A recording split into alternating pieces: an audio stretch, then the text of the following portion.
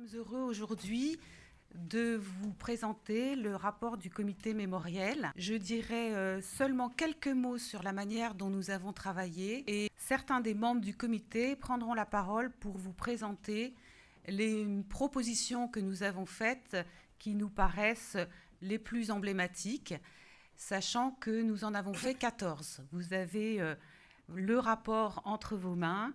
Et nous sommes heureux de vous expliquer la manière dont nous avons travaillé pendant ces différents mois.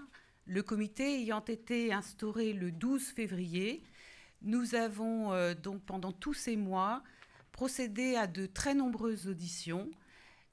Auditions des associations de victimes, auditions d'associations d'aide aux victimes, mais aussi des autorités religieuses, mais aussi d'un certain nombre de personnalités experts, comme le procureur du tribunal de grande instance de Paris, bien évidemment aussi des autorités militaires, le gouverneur, le général de Saint-Chamas, et bien d'autres experts comme Florence Ashkenazi, qui aussi nous a fait l'honneur de venir.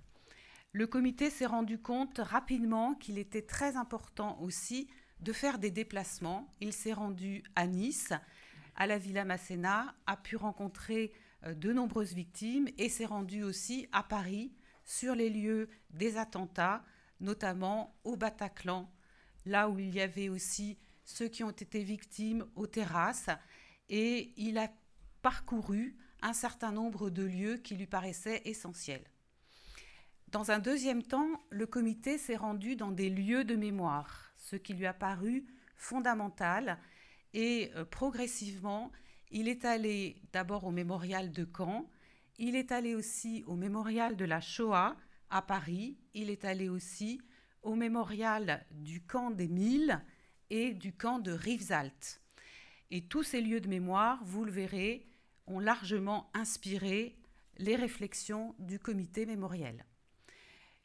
Ce travail que nous avons accompli pendant plusieurs mois a été un travail extrêmement dense sur le plan de la réflexion, extrêmement riche sur le plan de nos échanges, extrêmement intéressant sur cette thématique dont nous allons vous expliquer tous les tenants et les aboutissants, sans bien évidemment tous les explorer.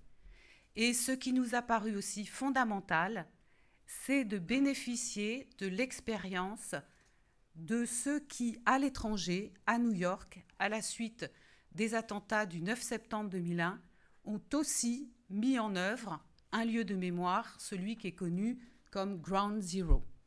Et l'audition de Cliff Shanin a été pour nous un des moments essentiels du travail de notre comité. Sans plus tarder, je vais donc laisser la place à différents membres du comité.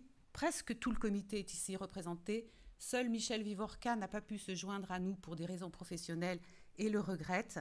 Et Marc Crépon, directeur du département philosophie de l'École normale supérieure, va introduire déjà ces propositions que nous avons faites en vous en donnant la teneur.